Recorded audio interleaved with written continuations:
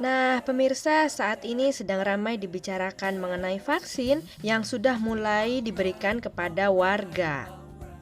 Di Italia, vaksin hanya diberikan kepada golongan prioritas antara lain kepada medis dan staf yang bekerja di institusi medis. Nah, kita dengar pengalaman langsung warga Indonesia yang telah mendapatkan vaksin sebab ia bekerja di rumah sakit di Italia dan telah tinggal di Italia sejak tahun 99.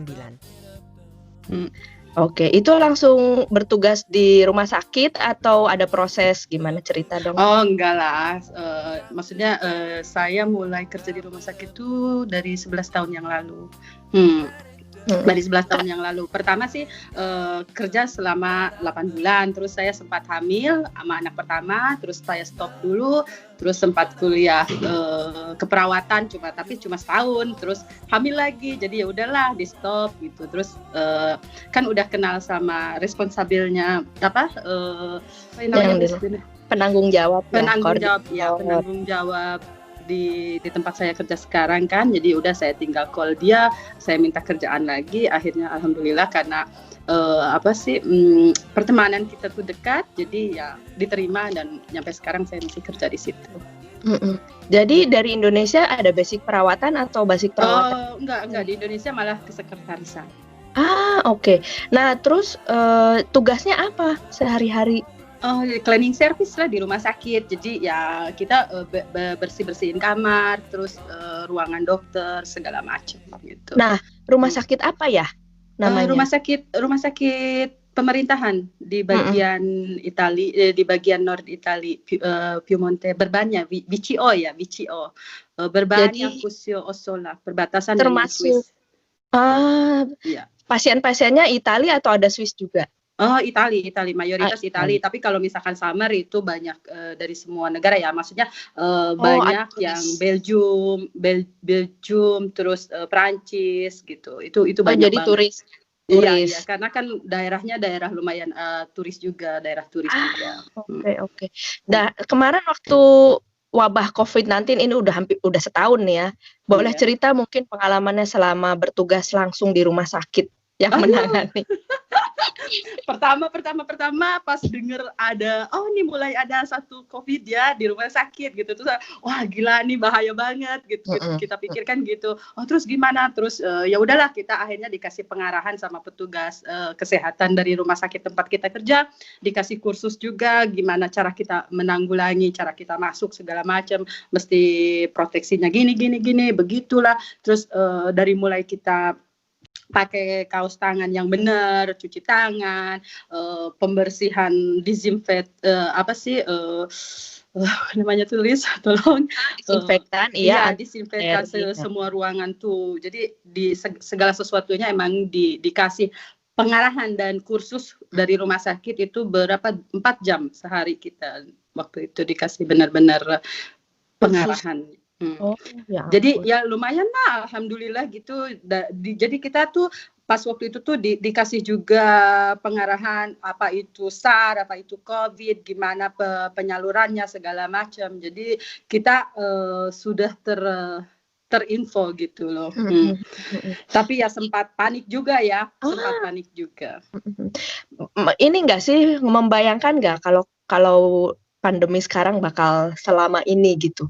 Tidak sama sekali karena pas bulan Mei itu kan rumah sakit tuh udah betul-betul kosong kan di mana tempat saya kerja ya, sudah tidak ada sama sekali COVID. Jadi kita tuh udah back to normal gitu. Terus udah nyantai segala macam, cuma kita kan tetap pakai masker ini itu. Jadi enggak sama sekali saya terbayangkan bakal separah sama kayak sekarang gitu. Mulai ramai setelah libur musim panas ya, Oktober itu ya. Iya.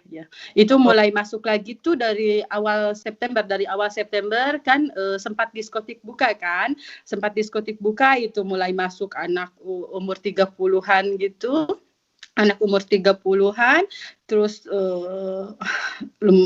pelan-pelan dipenuhi lagi rumah sakit. Jadi segmennya berubah ya dari yang waktu awal itu yang sepuh-sepuh pas habis musim panas itu jadi yang anak-anak muda yang aktif banget gitu ya. Iya. Oke.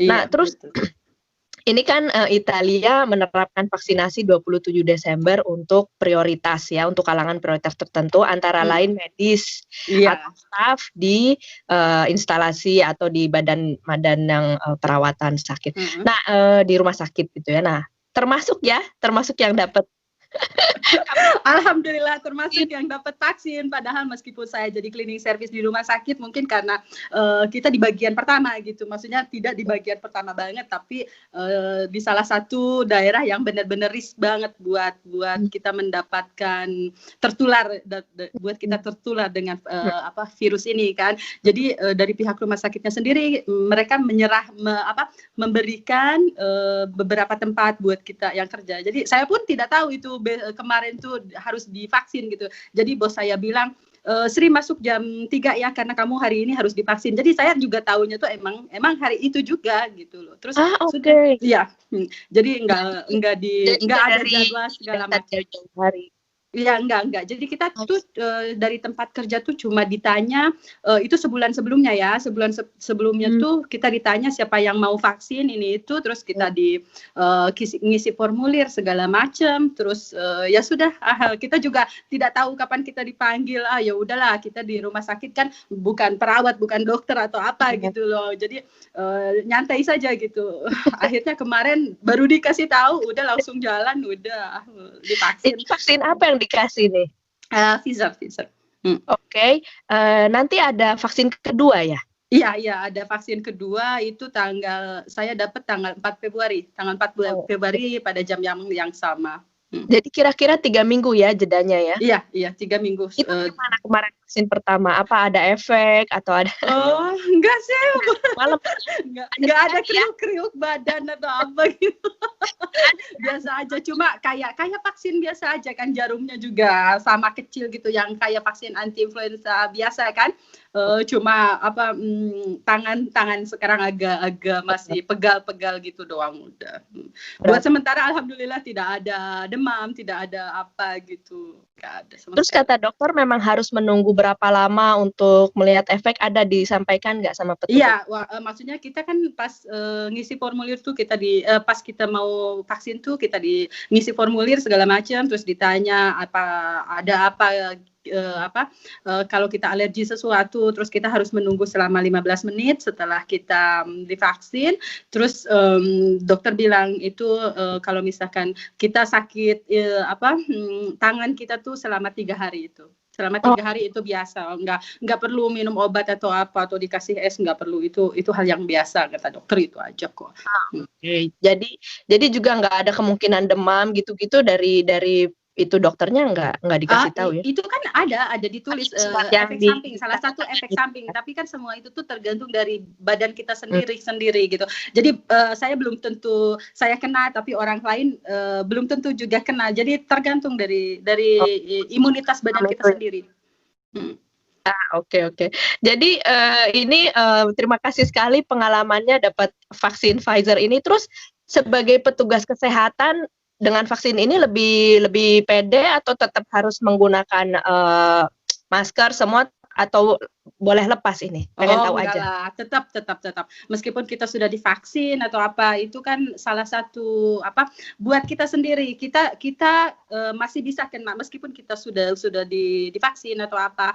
Kita harus tetap menggunakan karena itu kan buat menjaga diri kita sendiri. Kita masih bisa tetap kena COVID ya, kena COVID, tapi kemungkinan buat menularkan itu sudah kecil sekali gitu. Jadi bukannya kita sudah terimunisasi, saya sudah diimunisasi, saya sudah bebas nih dari virus, tidak sama sekali gitu loh. Jadi kemungkinan kena virus tuh masih ada, tapi buat menularkan tuh sangat kecil gitu. Jadi setelah vaksin diam 15 menit dan ketika harus bekerja tetap harus pakai semua protokol yang masker perlindungan itu tetap harus dipakai ya. Iya. Waktu pulang ke rumah setelah vaksin dengan keluarga biasa aja. Enggak, biasa aja mandi sama seperti hari-hari biasanya, tidak ada perubahan yang lain. Iya. Mandi, balik ke rumahnya mandi, bilang anak-anak, saya hari ini divaksin, udah itu aja. Bagus sama Mama, terus efeknya apa? Nggak ada gitu. Ya mudah-mudahan sih ya nggak ada efek yang yang negatif tapi menjadi efek positif, terutama juga karena sehari-hari bekerja terpapar dengan betul-betul dengan pasien-pasiennya. Bangsal COVID juga penuh berarti ya di Iya. rumah sakit.